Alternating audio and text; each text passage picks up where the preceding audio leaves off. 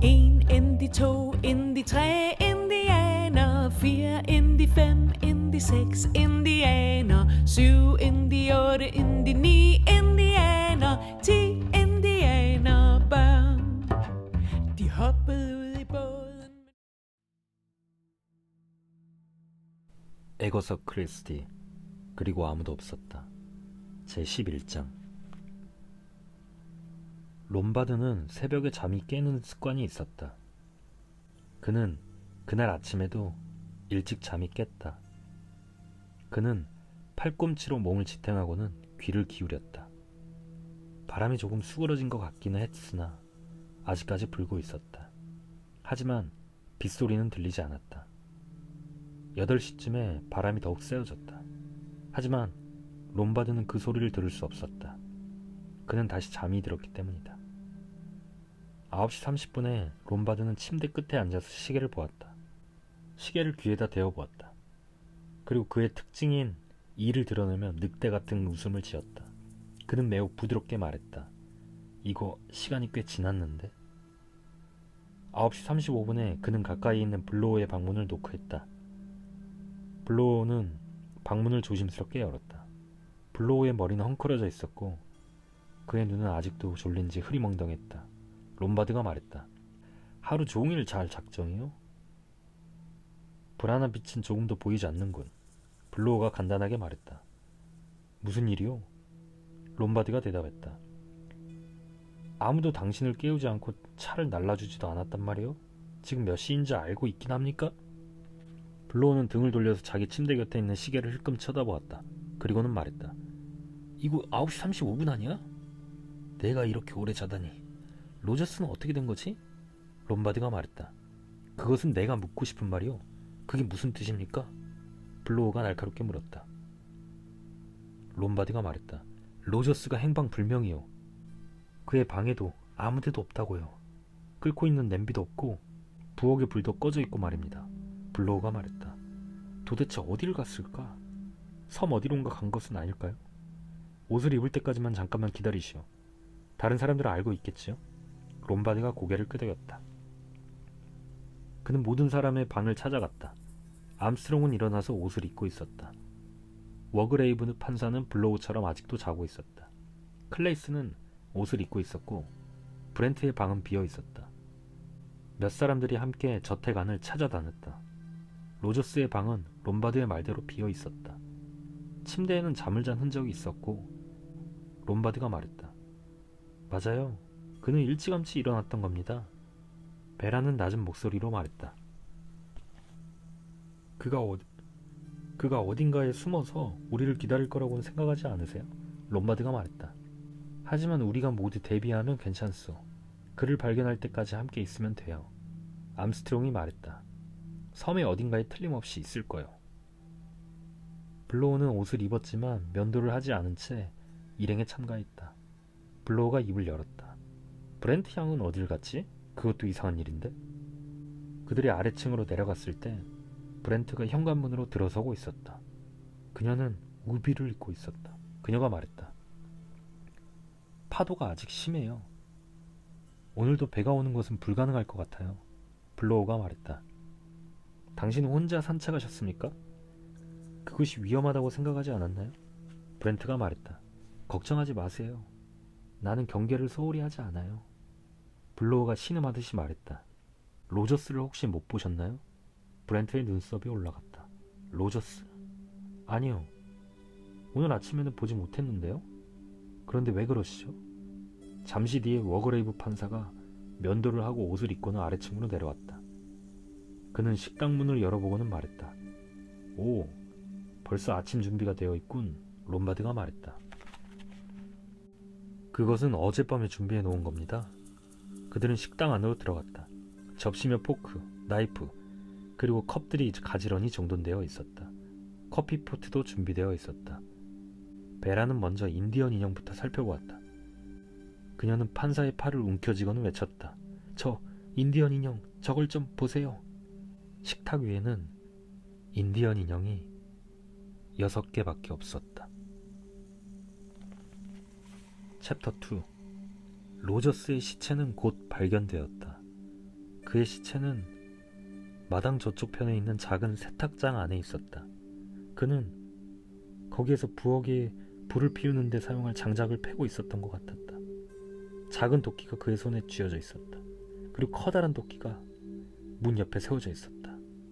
도끼날에는 붉은 얼룩이 묻어 있었다.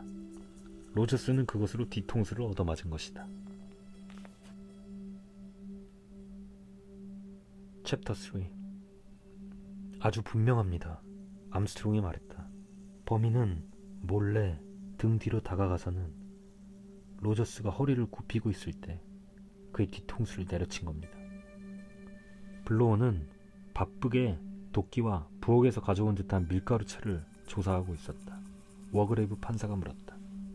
이 살인에는 센 힘이 필요하오? 암스트롱 의사가 묵직하게 말했다. 이것은 여자의 힘으로도 가능했을 겁니다. 의사는 빠르게 주위를 둘러보았다. 베라 클레이슨과 에밀리 브렌트는 부엌으로 가 있었다. 저 처녀라도 이런 일은 쉽게 할 수 있었을 거요. 그녀는 운동선수 같지 않습니까? 또한 브렌트 양도 보기에는 약한 것 같지만 그런 여성이 의외의 힘을 갖고 있는 경우가 종종 있지요. 더구나 정신이 이상해지면 믿을 수 없을 만큼 굉장한 힘이 나올 수도 있고요. 판사는 생각에 잠기며 고개를 끄덕였다. 블로어는 몸을 일으키며 한숨을 쉬었다. 그리고는 말했다. 지문도 없습니다. 살인을 한 뒤에 닦은 것 같소. 이때 갑자기 웃음소리가 들려왔다. 그들은 놀라서 돌아보았다. 마당에 베라 클레이슨이 서 있었다. 그녀는 큰 소리로 웃으면서 날카로운 목소리로 외쳤다. 이 섬에서 꿀벌을 기르고 있나요? 가르쳐주세요. 어디로 가면 꿀을 얻을 수 있죠? 아, 제발. 그들은 이해할 수 없다는 듯이 그녀를 바라보았다. 그렇게 정신이 또렷하던 처녀가 드디어 미쳐버린 것 같았다. 그녀는 날카로운 목소리로 계속 외쳤다. 제발 그런 눈으로 저를 보지 마세요. 마치 제가 미친 것 같잖아요. 저는 멀쩡해요. 꿀벌, 꿀벌. 오, 당신들은 모르세요? 당신들은 그 동요를 읽어보지도 못했나요? 그것은 모두의 방에 걸려있어요. 우리가 그러한 사실을 깨닫고 있었다면 곧장 이곳으로 달려왔을 거예요. 7명의 인디언 소년이 장작을 패고 있었다. 저는 다음 구절도 외고 있어요. 6명의 인디언 소년이 벌집을 가지고 놀았다. 그래서 묻는 거예요. 이 섬에도 꿀벌을 기르고 있나요? 이상하잖아요. 너무 우습잖아요. 그녀는 다시 크게 웃기 시작했다.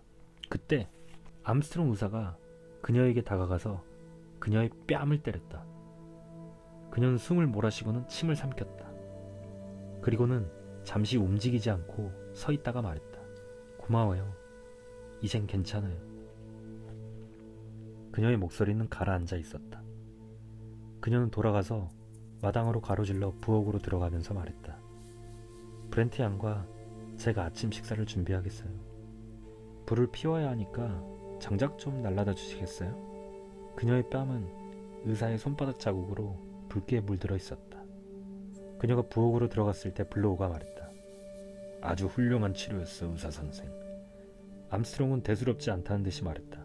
어쩔 수 없잖아요. 지금은 여자의 히스테리에 매달려 있을 때가 아니지 않습니까? 롬바디가 말했다. 히스테리에 걸릴 여자는 아닌데. 암스트롱도 동의하면서 말했다. 그건 그렇소. 매우 강인한 처녀입니다. 잠시 충격을 받은 것뿐이요. 누구에게나 일어날 수 있는 거지요. 로저스는 죽기 전에 많은 장작을 패놓았다. 그들은 그것을 부엌으로 날아다 주었다. 베라와 브렌트는 부엌에서 매우 바빴다. 브렌트는 난로에 재를 치우고 있었고 베라는 베이컨의 껍질을 벗기고 있었다. 브렌트가 말했다. 서둘러서 해야겠어요. 30-40분이면 되겠죠? 냄비를 난로 위에 올려놓으세요. 챕터 4. 블로우는 낮고 거친 목소리로 롬바드에게 말했다. 내가 지금 무엇을 생각하고 있는지 알고 있어? 롬바드는 말했다. 이야기해봤자 그것은 축축에 불과할 거야. 블로우는 진지해졌다. 가벼운 농담도 통하지 않았다. 그는 무겁게 말했다. 미국에서 이런 사건이 있었지요.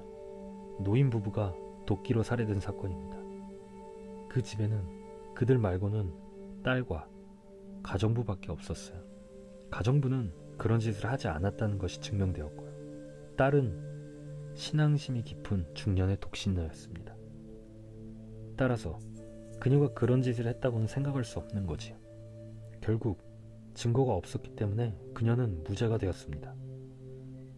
그는 잠시 말을 멈췄다가 다시 이었다. 나는 아까 도끼를 보는 순간 그 사건을 생각했어. 나는 장작을 가지고 부엌으로 갔을 때 그녀를 보았어. 그녀는 매우 침착한 모습이었어. 머리도 돌리지 않더군. 반면에 그 처녀는 히스테리를 일으켰어. 그것이 당연한 것 아닙니까? 당신은 어떻게 생각하시? 롬바드가 말했다. 그 말도 일리가 있군. 블로어는 계속했다. 정말이지. 브렌트 양은 너무나도 침착하게 앞치마를 두르고 있었단 말이오. 로저스 부인이 쓰던 앞치마라. 또한 아침 식사는 30분 정도면 준비될 거라고 침착하게 말하더군요. 그 여자는 분명히 머리가 이상해진 거요. 독신녀들이 대개 그렇듯이. 그녀가 살인광이라고는 할 수 없지만 머리가 이상한 것은 분명해요. 불행히도 종교에 너무 깊이 빠져서 자신을 신의 대리자로 생각하고 있는 것은 아닌지 모르겠어. 그녀는 언제나 자기 방에서 성경을 읽고 있다고요. 롬바드는 긴 한숨을 쉬고는 말했다. 하지만 그것만으로 미쳤다는 증거가 될 수 없지 않습니까? 블로우는 굽히지 않고 계속 말했다. 게다가 아침에 그녀는 우비를 입고 바닷가에 나갔다 왔었잖소. 롬바드는 머리를 좌우로 흔들었다. 그리고는 말했다. 로저스는 장작을 패다가 살해되었소. 그 일은 그가 아침에 눈을 뜨자마자 처음으로 한 일일게요. 브렌트가 범인이라면 살인을 한 뒤에 밖에서 배회할 필요가 있겠소. 범인이라면 곧바로 침대에 들어가서는 자는 채 했을 것이요. 블로어가 말했다. 당신은 중요한 것을 빠뜨리고 있어. 만일 그녀가 범인이 아니라면 무서워서 혼자서는 밖에 돌아다니지 못할 거요. 그녀는 두려운 것이 없기 때문에 그렇게 할 수 있었던 것이 아닐까요? 그것은 말하자면 그녀가 범인이라는 것이 아니겠소. 롬바드가 말했다. 그럴듯한 이야기군. 나도 거기까지는 미처 생각하지 못했는데. 그는 미소를 지으면서 덧붙였다. 당신이 나를 의심하지 않게 되어서 기쁜데요. 블로어는 거북한 듯이 말했다. 사실 처음에는 당신을 의심했었어. 그 권총도 그렇고 당신의 기묘한 이야기도 수상했고. 하지만 지금은 너무도 분명한 증거를 그녀에게서 잡은 것 같소. 그는 잠시 말을 멈췄다 다시 이었다. 당신도 나를 의심하지 않기를 바라오. 롬바드는 신중하게 말했다. 나도 물론 잘못 생각할 수도 있지만 당신이 이번 일을 꾸민 사람 같지는 않소.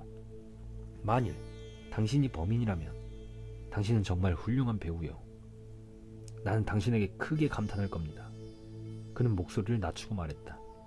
우리끼리 하는 이야기지만 우리는 내일까지 살아있을지도 모를 운명이요. 그래서 말인데 그 목소리에서 나온 당신의 위증죄는 사실인 것 같은데?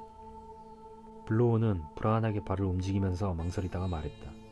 이제 와서 숨겨봤자 소용도 없을 것 같군. 랜던은 사실 죄가 없었어. 누가 좀 부탁하길래 그를 유죄로 만들었던 거야. 하지만 다른 증인이 있었다면 나는 그런 짓을 안 했을 거야. 롬바드가 말했다. 그렇다면 당신은 큰 대가를 받았겠군요. 천만에 얼마나 인색한 놈들인지 고작 승진만 시켜주더군. 랜던은 종신형을 선고받고 감옥에서 죽었군요. 나는 그가 죽을 줄은 몰랐어. 운이 나빴던 게지. 내가 말이요? 그가 그렇다는 거겠지. 당신도 역시 마찬가지요. 그것 때문에 이렇게 목숨의 위협을 받고 있는 게 아니요? 내가? 블로우는 그를 바라보면서 말했다. 내가 로저스나 다른 사람들처럼 그렇게 쉽게 당할 것처럼 보입니까? 천만에. 나는 철저하게 경계하고 있다오. 롬바드가 말했다. 어쨌든 나는 내기를 좋아하지 않소. 당신이 죽는다고 해서 내게 이득이 될 것은 없으니까. 그게 무슨 말입니까? 롬바드는 이를 드러내면서 말했다. 내 생각에는 당신이 행운을 얻을 것 같지는 않소이다. 뭐라고? 당신은 상상력이 부족한 것 같소. 그것은 함정에 쉽게 걸릴 수 있다는 이야기지. UN, 오웬 같이 상상력이 풍부한 범인이라면 당신은 언제든지 그가 원하는 함정에 빠질 거야. 블로우는 얼굴이 붉어졌다. 그는 화가 난 목소리로 말했다. 그렇게 말하는 당신은 어떻소? 롬바드는 냉담한 표정을 지으면서 말했다. 나는 다행히도 상상력이 매우 풍부한 편이라오. 나는 지금까지 어떠한 상황에서도 잘 빠져나왔단 말입니다. 따라서 이번 사건도 무사히 넘길 자신이 있소. 챕터 5. 달걀이 후라이팬에 넣어졌다. 베라는 난로 앞에서 속으로 생각하고 있었다. 내가 왜 그런 어리석은 행동을 했는지 모르겠어? 그건 실수였어. 침착해야 돼. 나는 항상 침착한 자세를 잃지 않았다는 것이 자랑이었는데. 클레이스 양은 훌륭했습니다. 조금도 당황하지 않고 시릴의 뒤를 쫓아 헤엄쳐갔어요. 내가 지금 왜 그 생각을 하고 있지? 다 끝난 일인데.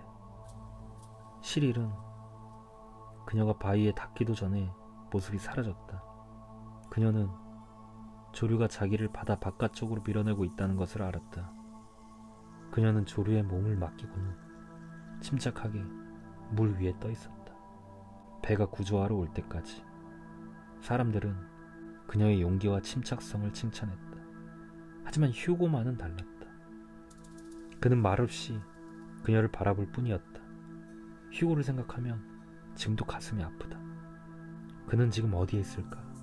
무엇을 하고 있을까? 결혼을 했을까? 그때 브렌트가 날카롭게 외쳤다. 베라양, 베이컨이 타고 있어요. 오, 미안해요. 깜빡했어요. 브렌트는 마지막 달걀을 붙이고 있었다. 베라는 베이컨을 후라이팬에다가 놓았다. 그리고는 궁금한 듯이 말했다. 당신은 정말 침착하시군요, 브렌트 양. 브렌트는 입술에 힘을 주어 말했다. 나는 어렸을 때부터 무슨 일이 일어나도 당황하지 않고 침착하게 행동하는 것을 배웠어요. 베라는 생각했다. 어렸을 때 여러 가지로 억압을 받으면 나중에 많은 면에서 그것이 나타나지. 그녀는 다시 말했다. 두렵지 않으세요? 죽음이 두렵지 않으세요? 죽음. 이 말이 브렌트의 뇌를 송곳으로 찌른 것처럼 아프게 했다. 죽음? 하지만 난 죽지 않을 거야. 다른 사람들은 모두 죽을지 몰라도 나는 죽지 않을 거야. 클레이스는 이해할 수가 없었다. 브렌트는 선천적으로 죽음을 두려워하지 않았다. 브렌트 집안 사람이면 누구나 그렇다. 그 집안 사람들은 신앙심이 깊었다. 그들은 죽음을 두려워하지 않았다. 그들은 숭고한 생활을 해나갔다. 나는 부끄러운 일을 한 적이 없어. 그러니까 죽지 않을 거야. 하나님이 항상 우리와 함께 있으면 밤이나 낮이나 두려움이 없을 것이다. 지금은 낮이다. 공포는 없다. 우리들 중 아무도 이 섬을 빠져나갈 수 없을 거요. 누가 한 말이었더라.